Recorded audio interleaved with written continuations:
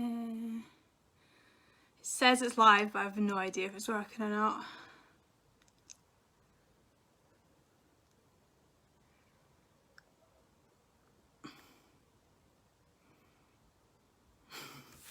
I don't know how to find out.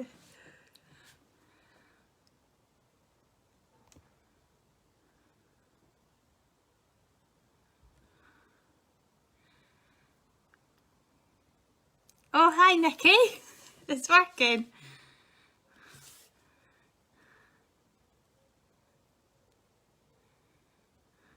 Hi Car.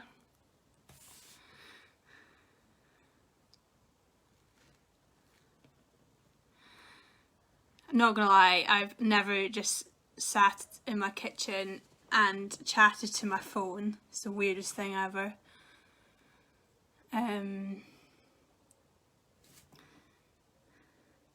Hello Mark. Car, I thought I'd brush my hair just for you. It's not done very often, especially lockdown. Okay, so I'm Hope, and I am originally I'm from the north of Scotland, tiny wee place called Rogart up in Sutherland. Nikki's basically my next door neighbour. Yeah, so I've been an amputee for nearly 4 years now. It'll be 4 years in a couple of weeks, 2nd of August 2016. So when I was 12, I just went to school as normal, like I was fine, and then my leg basically just stopped working. I didn't think too much of it because I've had kind of issues on and off with my left knee since I was 4, so I just thought I just had a sore knee, and it basically didn't get any better. And then a year later I was kind of transferred down to Glasgow to York Hill, and that was when I was diagnosed with complex regional pain syndrome, and was basically spent a lot of time in York Hill. Had lots of treatments for that. Most of them didn't really work, and then when I was about 14, I started kind of thinking about amputation, but it was against the guidelines for the condition, and yeah, so and I was 14 and in a kids hospital, so I just sort of kind of kept it to myself for quite a while. And then when I was 16, I first asked doctors about amputation, and it didn't really go down very well. Yeah, and basically I was 21, I think, by the time I actually got it amputated.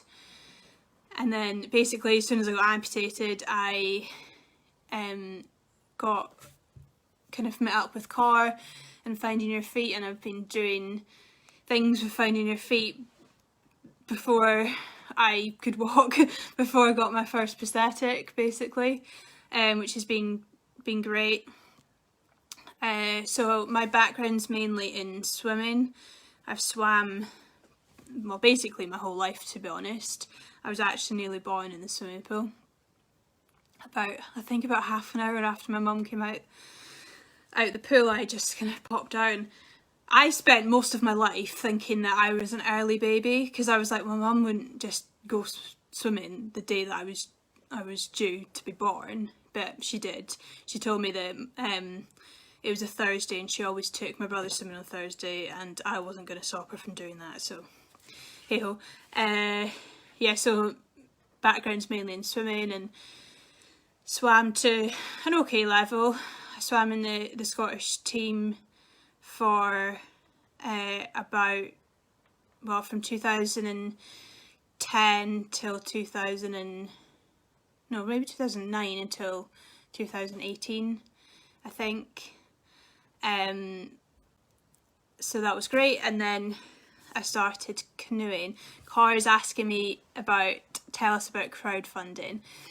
So basically what happened was, when the doctors weren't kind of wanted to go down the amputation route, I basically took matters into my own hands and found a surgeon who would consider doing it, and I went and had a private consultation with him, and he said to me, he was like, yeah, you need your leg amputated, but he wanted the NHS to fund it. So then we went back to the NHS and asked them if they would fund it now that I had a surgeon on board, and they said no. So then I sort of felt like I had two options: either kind of save and as a family and wait until we saved enough money, but like very much just a working class family, and it's like so much money to save. Like it would have taken years and years and years, and at that point I was like, I can't live for this for a year, never mind, you know, for another year, never mind any longer than that. And then I thought my other option would be to kind of reach out and ask for help, and that's what I did. And I made a crowdfunding page and shared it to start with just on my social media, which was a bit scary, to be honest, because my close friends and family knew that I wanted my leg amputated, but sort of even people that I saw on a day-to-day basis, like, hadn't really a clue, because it's just not something that came up in everyday conversation. So it was a bit scary kind of putting it out there and stuff, and I think I was a bit worried that people would think of it as a negative thing, but for me amputation's always been a really positive thing, and just a way of kind of moving forward and getting a better quality of life.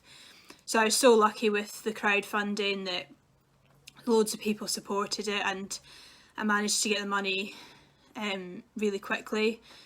So that was great, and as well, there was kind of bits in the news and things like that. So the condition got quite a bit more awareness as well, which is great, because it's not a condition that's really known about at all. Even a lot of doctors have never heard of it, never mind like your kind of Joe Blogs. So yeah, it was good to get a bit more awareness for the condition.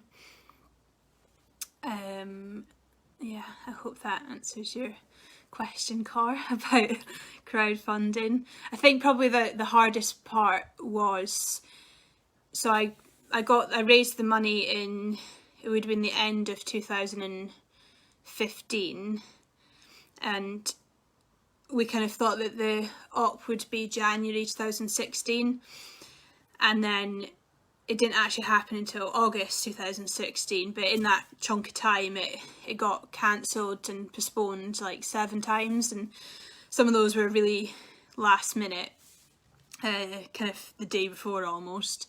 So that was quite tough, probably more from a psychological point of view. And at that time as well, I was in my last year at college, and I was trying to get through that. So it was really hard to like focus on everything.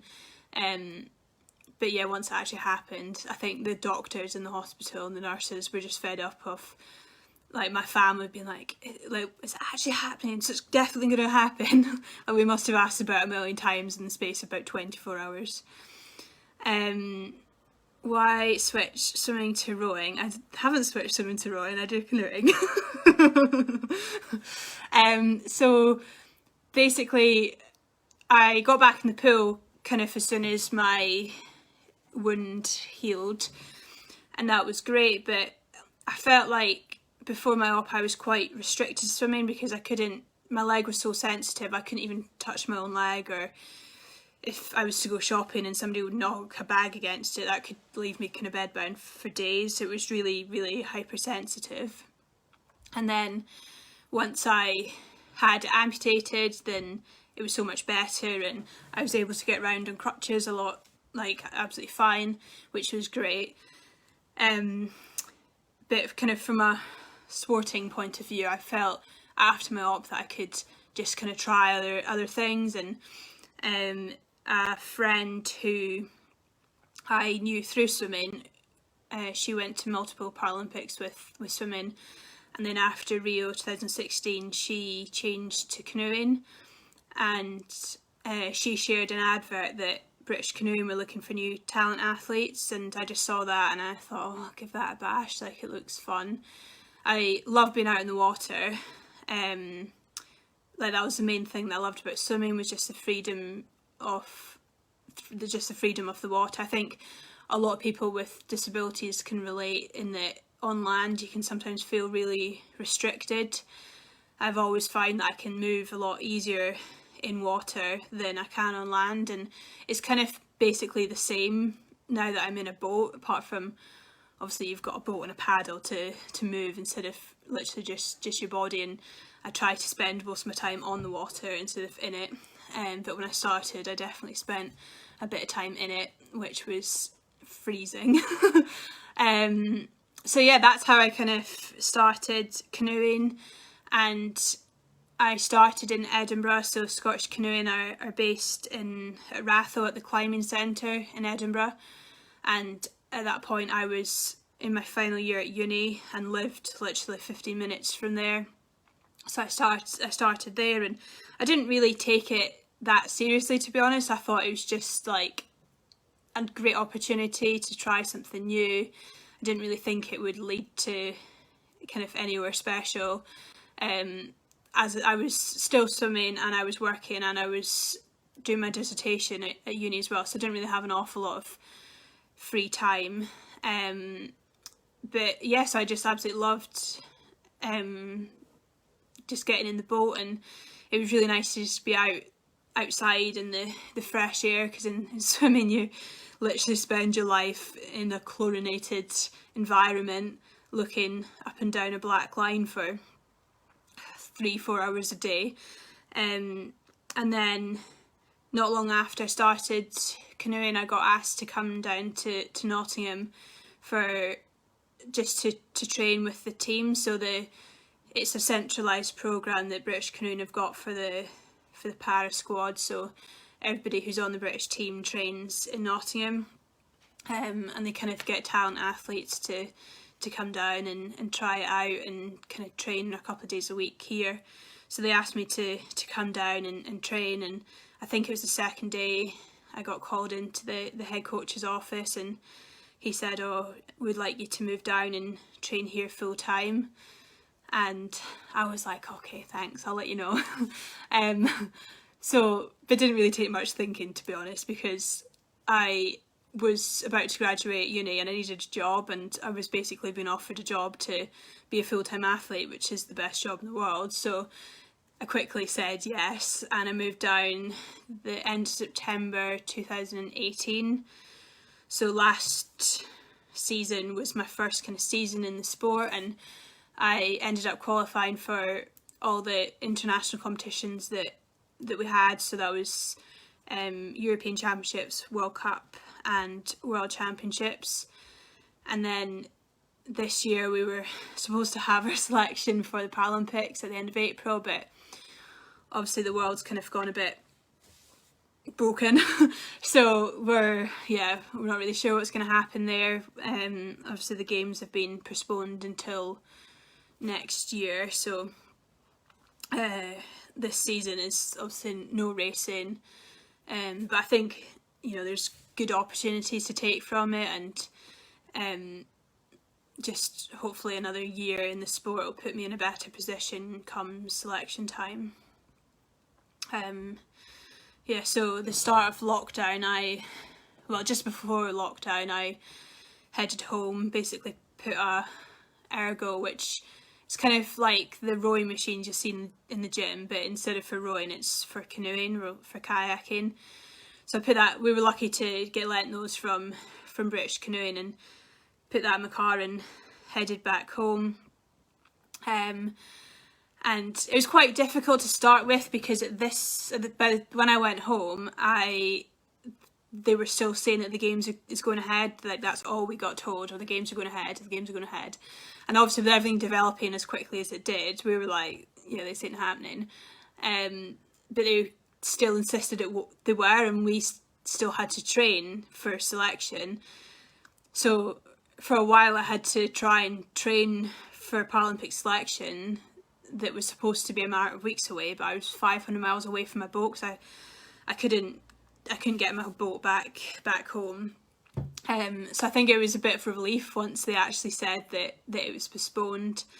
So I just tried to basically get by as well as I could whilst I was at home. We kind of live literally in the middle of nowhere, and we've got like an old barn that I tried to convert as best as I could into a gym, and it actually worked quite well. Like, it was definitely made the best out of kind of what we had. And then I think maybe 2 weeks ago I came back down to Nottingham, and we've been really lucky actually in that we're allowed back on the water now. It's very strict and lots of protocols to go through, but which is obviously understandable. So I've been back on the water for a couple of weeks now. Obviously it's difficult because you can't just like go back to the training you're doing beforehand, because I've been out of the boat for 14 weeks, so obviously you can't just go straight back to what you were doing beforehand. So it's just a case of gradually building it back up. So I think the first week I literally did 2 water sessions, and then still doing loads of stuff on land and virtually in our flats, which was a bit weird because when I was at home, my brother was at home as well, so it was like my whole family were together. We've never spent that much time together as adults. I think probably maybe 2 nights together as adults has been our like max, and I was home for nearly 14 weeks, so so it was a bit weird going from that to then coming back down to Nottingham and literally just being by myself in a flat. So yeah, just get back on the water now. I've been allowed back in the gym this week. It's the first week that the gym's been open, but I haven't got any equipment here, so this week there's literally 4 athletes who are allowed into the gym, and that's just done on a priority basis of who's got any equipment, who's got no equipment, and who's got a good amount of equipment, and I've got none. So I've been allowed back in this week, which has been great. It's good it's a bit weird seeing people like face to face rather than just through a screen, because we're so used to that now. What are you training for next? Do you have a current goal? So we don't really know exactly what's going to happen. We think selection for the Paralympics is going to be April 2021. So the Olympics and the Paralympics have been postponed until summer next year. There's a lot of chat about whether it'll actually go ahead and they'll need a vaccine first, but I think for me, I'm not kind of getting too carried away in all that chat. And I think even if the games get postponed, like World Championships and other events will still go ahead, because obviously for games you've got so many sports coming together, but then each of those sports also have their own separate World Championships and European Championships, so the chances of those still going ahead is pretty high. So the goal for sort of the rest of this year is let's just get back training, try and get back to where I was before lockdown. Hopefully that won't take too long, and yeah, just get a really, really good block of training in really. And I think I was talking to my coach yesterday about it, in that it kind of happened quite quickly, and I didn't expect to go to lots of international competitions in my first year in the sport, but it felt like I had to quickly learn how to race a specific event. So it's a 200 metre sprint, and sprinting itself is quite like a skill. So I think it's going to be good to just have a big block of time to actually really get a good base and just be in the boat lots more. Hi Jan, how long do you train a day? So we normally do 2 to 3 sessions a day, and they're normally The actual session is normally around an hour. Sorry, my throat's very dry. Yeah, so the the actual sessions are around an hour, but we do a lot of like our warm-ups that should take about 30 to 40 minutes. So you basically end up spending your whole time, your whole day, either getting ready for a session, doing a session, or recovering to get ready for the next session. So yeah, it's good. What would you say is your best achievement so far? I would probably say World Championships last year. So the way it works, and a lot of people aren't actually aware of this, but for a country to go to an Olympics or Paralympic Games, the country have to qualify each country's spot, if that makes sense. So it's different in different sports, but for us, we had to get top 6 in the world at last year's World Championships, and that meant that Great Britain will be racing at the Paralympics. And I was a bit like, oh my word, this is like, I'm not long in the sport and I have to get in top 6 in the world because if not, we're not going to be eligible to race at the games. So yeah, I ended up coming 5th, but there's also another British girl who came ahead of me as well, so our spot's definitely kind of secured. But I didn't actually have the best of run-ups to that competition. It's quite a specific, well, canoeing's very different to swimming, and even just like the position you're sitting in and everything. Obviously I'm not really that, well, I'm getting more used to it now, but to start with I wasn't used to it at all. And I ended up kind of before World Championships, I couldn't really sit in the boat that long without getting any pain. My right leg is the leg I've actually got. Left leg, I'm above knee amputee. So my right leg was going like totally dead in the boat. I couldn't feel it. I was getting loads of hip pain, loads of back pain. So it wasn't the best lead up to the competition. So yeah, I was really happy to come 5th, and hopefully with more time in the sport and a better run into a competition, then I can improve on that result. Do you wear your prosthetic in the boat? So we've kind of been trialling, kind of playing around with this. So no, I don't. I have tried. The issue is I can't wear my normal or my everyday leg because of the position that you sit in the boat. So I'm above knee, so my socket comes, really high. So any above knee amputee will know that it restricts your movement, kind of leaning forward, especially when you're in a seated position. So that doesn't work. We've tried kind of cutting down a different socket, but then also to actually get any use out of the knee is not really working. So it's kind of progressed. I started with a block of foam that I just put my leg on, and then it's kind of progressed, and now they've kind of made me like a carbon fibre like ledge thing that kind of comes off my seat, and then I have a strap that goes on top of that. So I basically strap my wee leg down. We might go, now that we've got more time to kind of play around with things, we might try some form of a prosthetic again, but I've not really had much luck. And generally above knees in the boats don't really use it. Obviously below knees it's a bit more simple to kind of sort that out, and they gain a lot more from that, whereas above knees generally don't wear prosthetic in the boat. I hope that answers your question. Any more questions? Have you met any famous para-athletes? Yeah, I guess I have, and it's a bit weird because like a lot of them I'm lucky to call my friends as well. So I guess the probably biggest one in swimming anyway is Ellie Simmonds, and yeah, I used to race her loads. Obviously we're different classifications, but yeah, I've met a few, not like crazy amounts, more just the people that are within the sports that I do.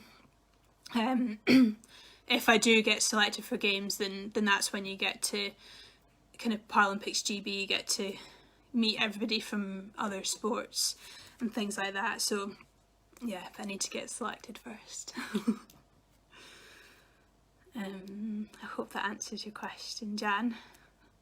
I hope everybody's alright. It's a bit crazy out there.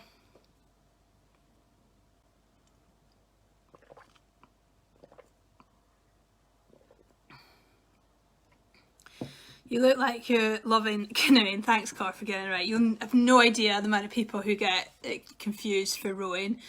And Channel 4 actually, they did like a little advert thing with the British rowing team and British canoeing team, and like basically comparing rowing and canoeing. So you should look that up. I'm not in it, but my boat is, if you really look, I think. Yeah, it's funny. We kind of take the mick out of each other, but in a nice and friendly way. Do I regret giving up swimming? Not really, to be honest. I think once I stopped swimming, I sort of realised that actually swimming was never really about performance. I think for me it was the one thing that I felt like I could do when I was going through everything with my leg. And it sounds a bit cheesy, but I kind of always felt that when I swam, I could kind of like just leave my wheelchair at the side of the pool and just swim and sort of try and forget about everything for the time that I was swimming. And I think by the time I stopped, I sort of realised that it helped me kind of get through rather than the performance side of it. And I'm still kind of involved in swimming in some way, shape or form. So I did my teaching qualifications, and normally I work alongside training. So I work with a kind of local swim school down here a few times a week and teach the kids to swim. And obviously we haven't done that for a while now, so I don't think we're going to be back until September. So yeah, I think it's nice to still be involved in swimming in some way, shape or form, and hopefully like looking forward to getting back to that. And I still love swimming. Even like my mum, she'd be like, oh, do you miss like racing, do you miss training? I'm not gonna lie, I actually find swimming quite boring now. But equally I still if I feel like I want to go for a swim, I just go for a swim normally when the pools are open. Do you still play the pipes? So not much. I played them a bit more when I was at home, just because there's no neighbours. So I did the 8 o'clock clap for the NHS. I did that quite a lot when I was at home. I have a chanter, like a practice chanter that I play more, but I'm not gonna lie, I'm a bit scared about playing them in England because I live in like a block of flats and I don't think my neighbours will be very happy about me playing my bagpipes. Stuart says, did you find it hard moving away?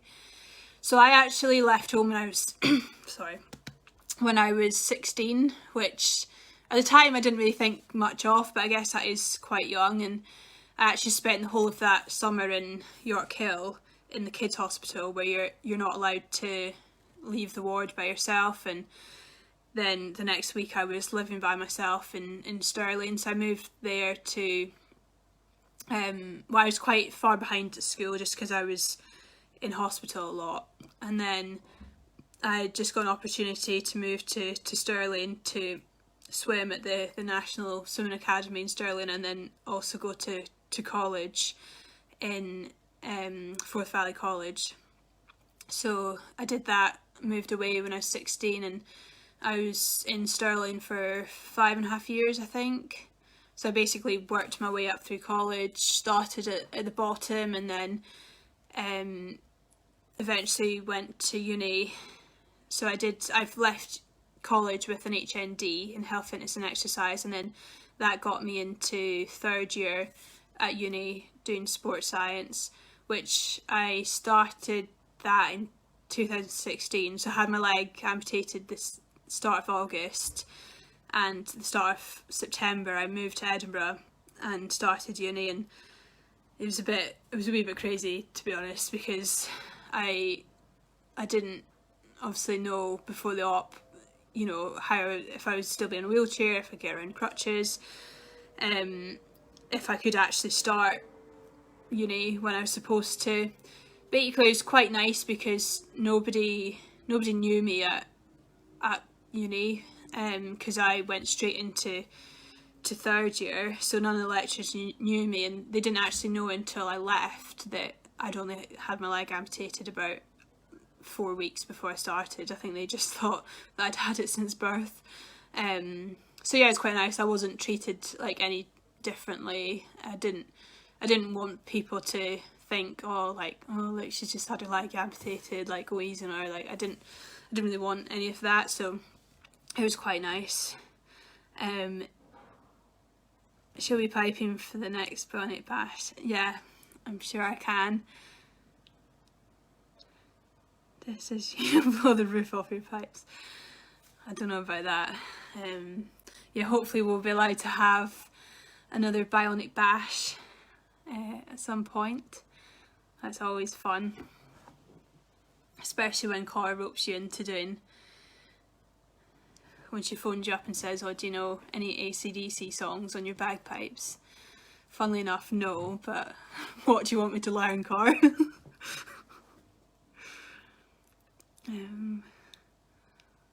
Any more questions? I think it's really good what the charity has been doing over lockdown. I think it's quite hard to stay connected with people, and one of the things I actually found the hardest was that when I went home, we're literally in the middle of nowhere, and we did have Wi-Fi, but it was basically worse than dial-up. It just didn't really work very well. So obviously everything just went straight online, like literally everything, and I couldn't do any of it because I had to go outside to get signal just to check WhatsApp, and yeah, so it was a bit interesting. I ended up like doing some virtual training sessions in a passing place by my car because that's the only place that I could get signal, and then eventually I worked out that I get signal on top of a gate, so then I had to like hotspot from my phone onto my laptop, and then did some virtual sessions that way.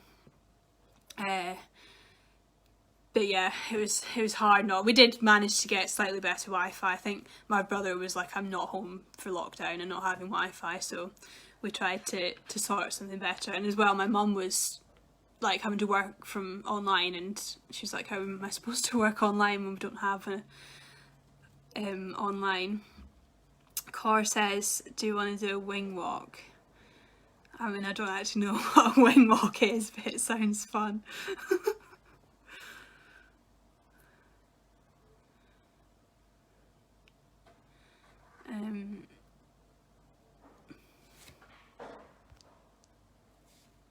Oh.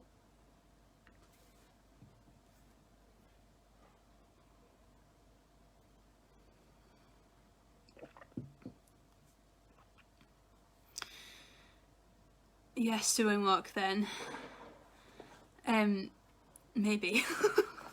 I don't know what it is. Has anybody else got any questions?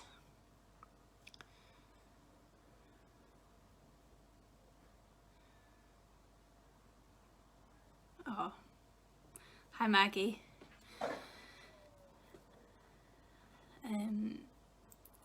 So I'll catch this.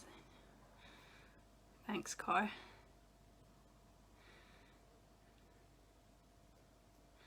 I hope everybody's staying safe and looking forward to things starting to open. And one thing that was really weird for me actually was that I was the only para athlete on, like, within British canoeing that wasn't in England.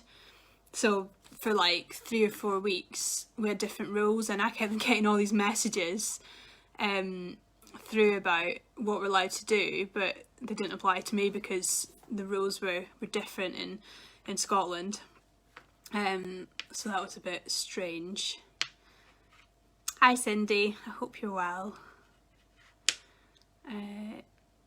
Right, do you want me to wrap it up, or has anybody got any burning questions?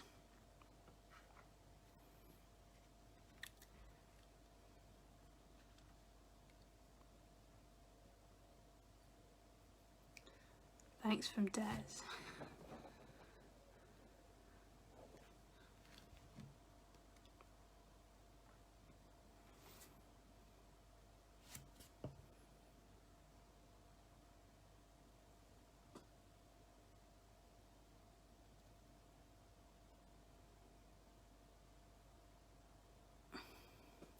Somebody lives further north than me. That's cool. There's only about another 60 maybe miles. But so that's good.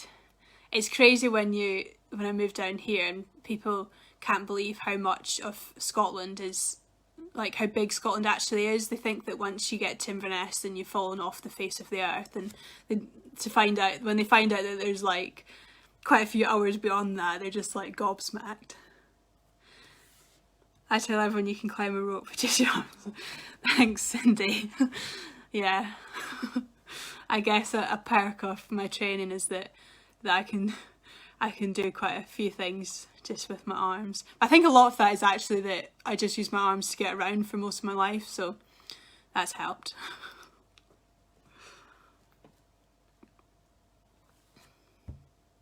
Right, I'm going to say goodbye. Thanks for listening to me.